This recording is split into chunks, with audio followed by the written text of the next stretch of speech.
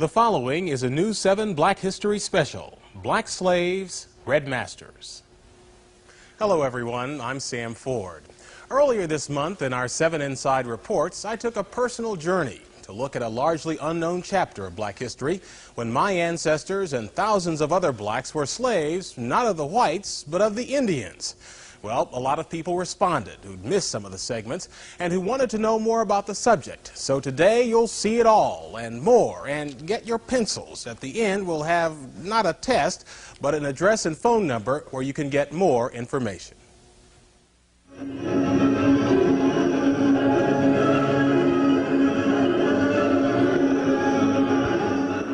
Every summer at Tahlequah, Oklahoma, the Cherokee Indians sponsor their Trail of Tears pageant, the story of how the U.S. government robbed the so-called 5 civilized tribes of their homelands in the South and moved them by force to Oklahoma. They don't tell about the thousands of blacks the tribes brought with them, their slaves. My mammy and pappy belonged to a part Cherokee named W.P. Thompson when I was born. The woman reading is my sister, Elaine Ford Staton, but the words are those of our great-grandmother, Phyllis Thompson Pettit, whose Georgia-born parents were brought by the Cherokees over the trail. Johnson Thompson was Phyllis's brother. Before that, Pappy had been owned by 3 different masters. One was the rich Joe Van, who lived down at Weber's Fall, and another was Chief Lowry of the Cherokees. My cousin, Maurice Shepard, reading the words of his great-grandfather. The interviews were conducted 52 years ago here at Fort Gibson, Oklahoma, when both my great-grandmother, Phyllis Pettit, and her brother, Johnson Thompson, were in their 80s, part of a federal writers project. Now, both of them are buried in this cemetery. But after I read their words, I was set on a mission to find out how my family became slaves of the Indians. I learned that beginning with the administration of George Washington, it was the policy of the U.S. government to civilize the Indians by teaching them modern farming techniques. To adopt agricultural practices that patterned after the whites, and one of those in the South was slave trade. I don't ever talk about it very much because I think it's a very shameful part of Cherokee history, and so I've purposely avoided involving myself in that whole issue. While the current chief may be ashamed, at the Cherokee Museum today are slave bills of sale, including one for 3 slaves bought in 1841 by then Principal Chief John Ross. The chief and his brother Lewis were among the biggest slaveholders in the tribe. Indeed, many of my mother, Kathleen's ancestors, the Rosses, were owned by the chief's family. They were Southerners. They adopted Southern institutions, Southern dress, Southern black slavery. But one characteristic they did not like was Southern greed for their land. By 1830, through wars and treaties, the 5 tribes had lost most of it. Then they were all ordered to move west to Oklahoma. 4 of the tribes left, but the Cherokees took their case to the U.S. Supreme Court and won. At least they won the lawsuit. Then the man on the $20 bill stepped in. And President Jackson essentially told the Supreme Court, you know, you made your ruling in favor of the Cherokees, now, you know, try to enforce it. As president, Andrew Jackson controlled the Army, so 14,000 Cherokees and 1,600 slaves were herded to Oklahoma, some groups in winter, with about a quarter of the Indians and blacks dying along the way. You got plenty of Indians right today don't like Andrew Jackson in this area. 84-year-old Luther Scales, who describes himself as 1/4 black and 3/4 Indian, is president of the Coweta, Oklahoma Historical Society. He remembers stories his Creek Indian grandfather told him about the removal, which was devastating for the Creeks as well. He said the roughest part of it was crossing the Mississippi River in a boat. How so? Well, man, the Mississippi River, do you know down there in Arkansas and Mississippi, when you're talking about a mile across, mile or so across the river. And then in a boat, as swift as that water running, well, you got problems. Once in Oklahoma, the slaves were put to work, raising cotton, building the new nations. The Merle home, which still stands outside Tahlequah, Oklahoma, was built by the Cherokees' black slaves. And should you think the Indians were much kinder masters than the whites, listen to Granny Phyllis's words in the interview about my great-grandfather. My husband was George Pettit. He tell me his mammy was sold away from him when he was a little boy. He looked down a long lane after her just as long as he could see her and cried after her. He went down to the big road and sat down by his mammy's barefoot tracks in the sand and sat there until it got dark, and then he come on back to the quarters.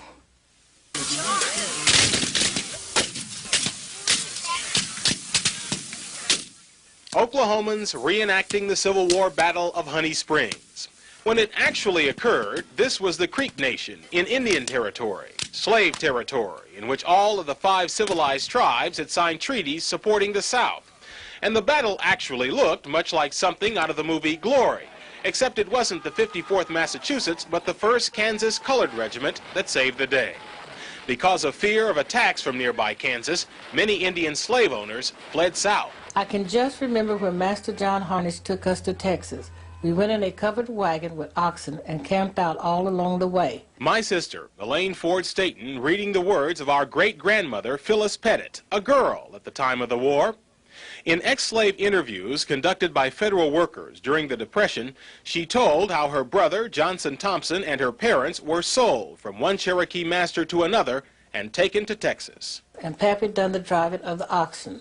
I was set in a wagon and listened to him pop his whip and holler. On the square of the old Cherokee capital in Tahlequah, Oklahoma, stands a monument to Cherokee Confederate war dead. But the war here was confusing. While Cherokee Chief John Ross was arrested by the Union Army and shipped to D.C., his mansion was burned to the ground by Cherokee Confederate General Stan Wadey, who just didn't like the chief. And while Creek Chief Samuel Chakotay fought for the South, Apathalea-Hola, another Creek chief, fought for the Unions, his slaves at his side. In any event, when the war was over, the tribes who'd all signed Confederate treaties were in trouble. The United States government informed the 5 civilized tribes that all previous treaties are null and void. And the first thing to be accomplished is to sign a peace treaty. The new treaties meant the Indians lost more land. And since this wasn't legally considered the United States, Abraham Lincoln's Emancipation Proclamation had not covered Indian slaves. So the treaty said they had to be freed. One of the things the federal government required in those treaties was that these tribes adopt the blacks as equal members of the tribe, their former slaves. One day, old Master stayed after he ate breakfast, and when us Negroes come in to eat, he said, "After today, I ain't your master anymore. You all as free as I am." We just stand and look and don't know what to say about it. The words of her brother, Johnson Thompson, read by his great-grandson, Maurice Shepard. Pappy wanted to go back to his mother when the war was over and the slaves were freed. He made a deal with Dave Mounts, a white man who was moving into the Indian country, to drive for him. Granny Phyllis described a harrowing trip in which they had to fight off wolves with fire from their camp, a wagon journey over land and water that lasted 5 weeks.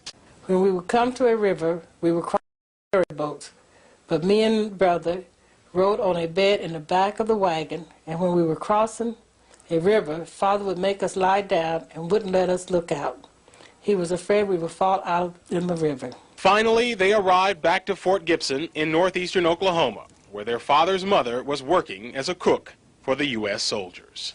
My grandma, Phyllis Harnish, was the mother of the Colored Baptist Church on 4 Mile Branch east of Fort Gibson.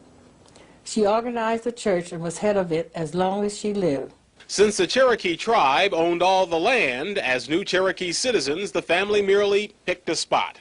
After Granny Phyllis Pettit married, her first child was my grandmother, Lutetia, whose 3rd child was my dad, Sammy.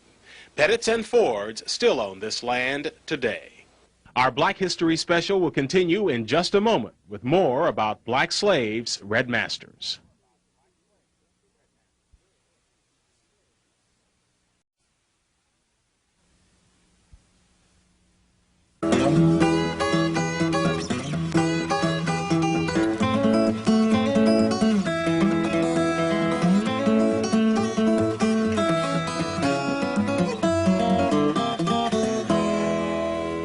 The ex-slaves were called freed men, and the freedmen of the Indians had reason to dance.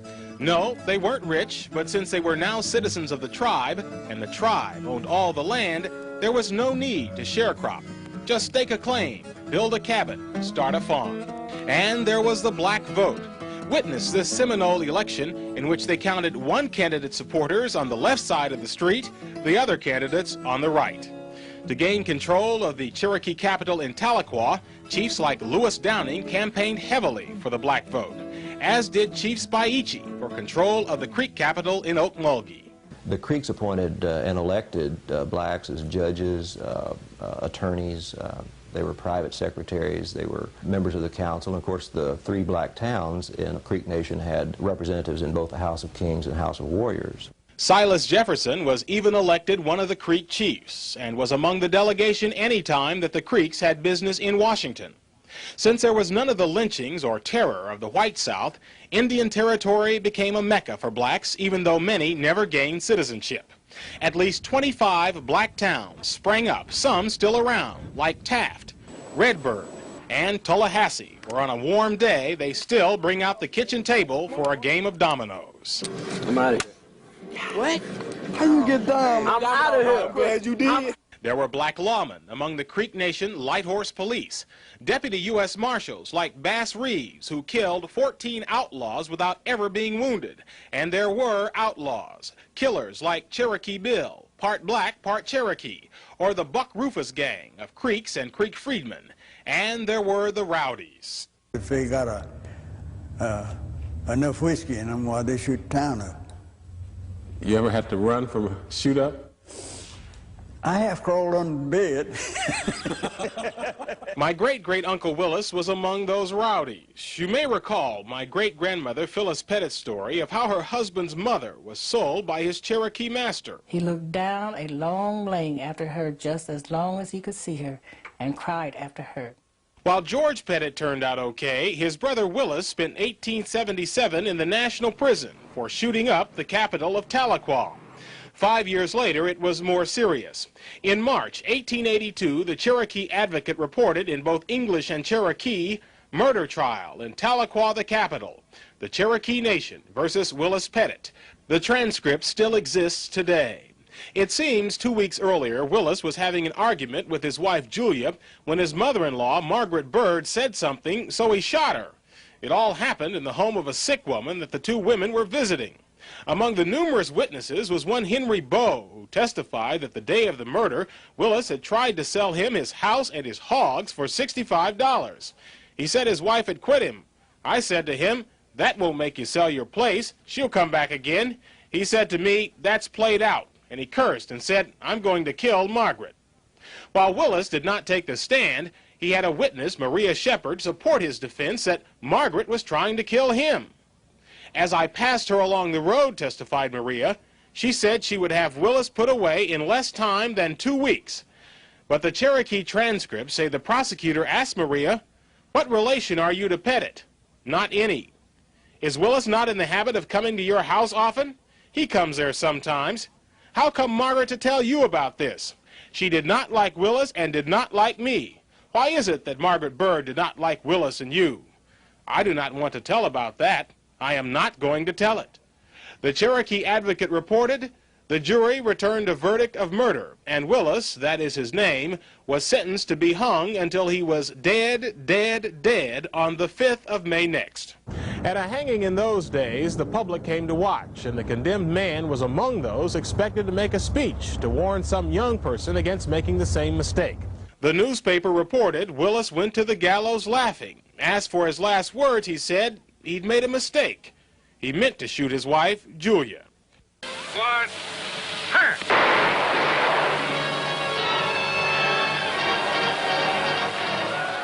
The Oklahoma Land Rush was the beginning of the end for the 5 Indian republics.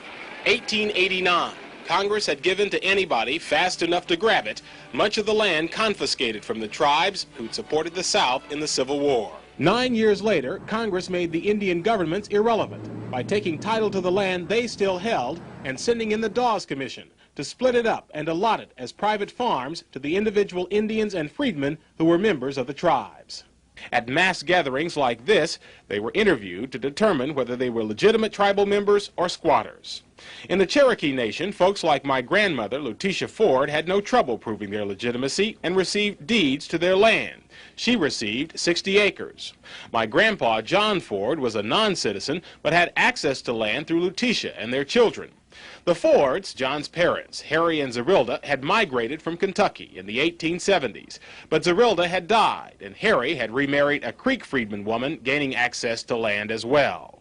But some of the blacks had no connections, had not married citizens, but had established farms on tribal lands. Now, somebody was about to receive an allotment that included their farms. In the Tallahassee community in the Creek Nation, many of them turned for help to great-grandpa Harry Ford, a Baptist minister, and, says his 85-year-old surviving son Andrew, a prominent farmer. My dad had a big barn, loft full of hay, corn. He once had sharecroppers. But he didn't have gas lights, and that proved tragic when he came to Washington, D.C. that day, seeking someone in authority to help his neighbors keep their land. The October 19th, 1906 Evening Star reported the story. It said he took a cab to a hotel called the Philadelphia House at 348 Pennsylvania Avenue, which is where the National Gallery of Art now is.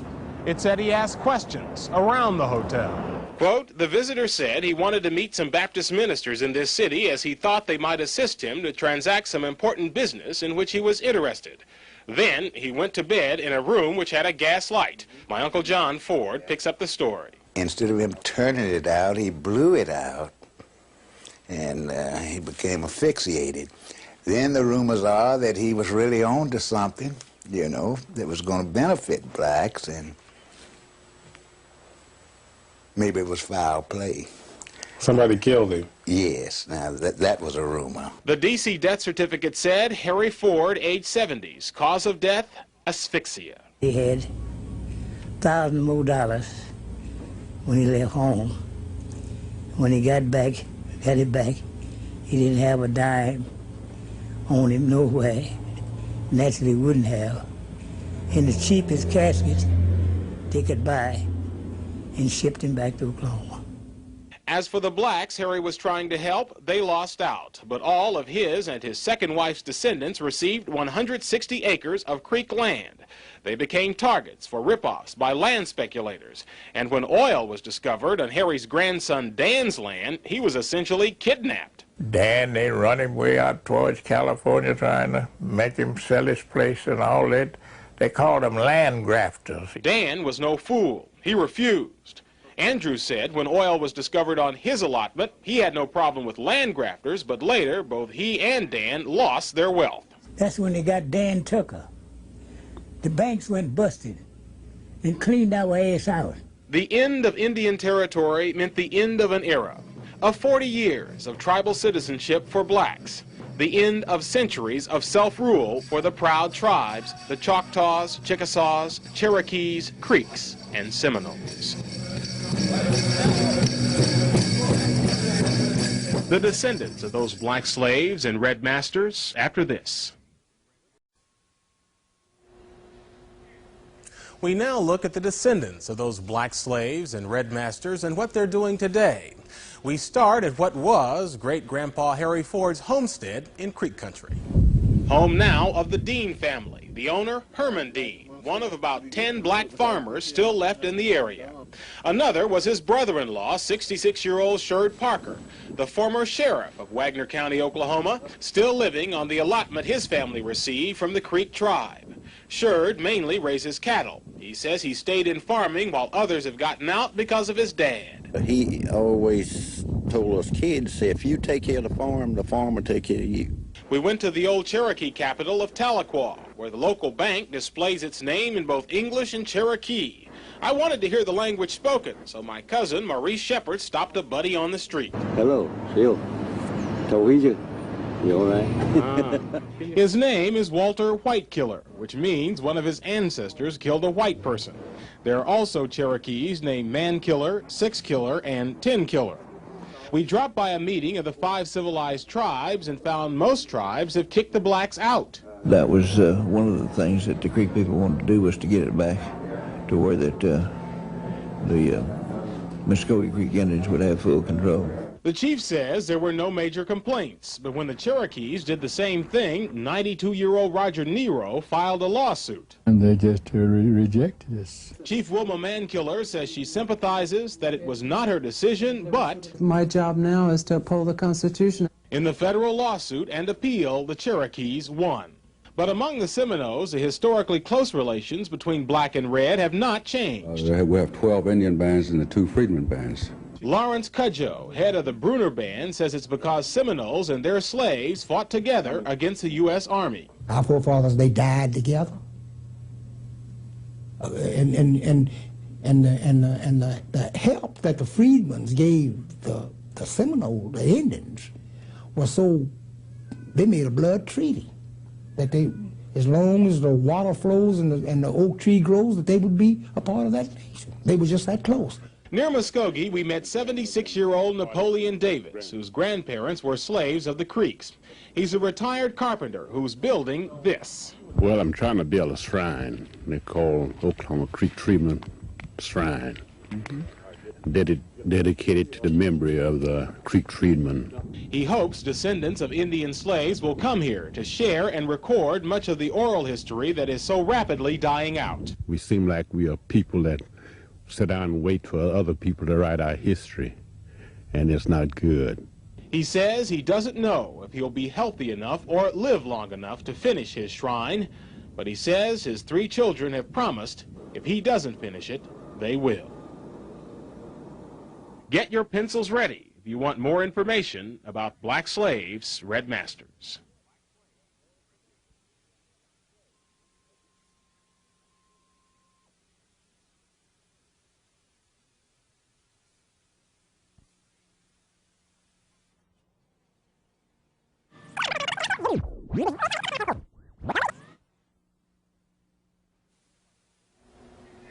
If you would like a book list on this subject, you can write to Judy Lipner, Greenwood Press, 51 Riverside Avenue, Westport, Connecticut, 08860, or call her at 203-226-3571. We leave you today back in Oklahoma with Napoleon Davis, his shrine, and his thoughts. I'm Sam Ford. I'm trying my best to say something that they couldn't say or didn't say, something that they might want to say and couldn't say. So that's what it's all about.